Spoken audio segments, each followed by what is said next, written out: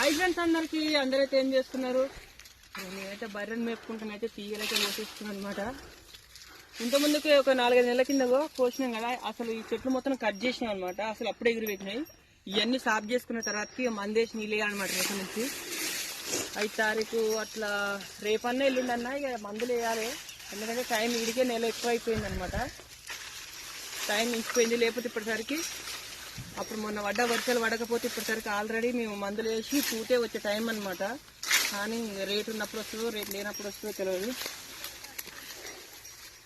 ఎందుకంటే ఇట్లా కోసేసిన తీగలు మొత్తం తినడానికి ఎమ్మటే ఉంటుంది అనమాట. బర్రె చూసిరా, గంట అయితే కట్టిన అనమాట. గుర్తు అంటే ఎక్కడ పోయినా సౌండ్ వినడానికి. ఎండ అయితే అప్పుడే వెళ్ళింది.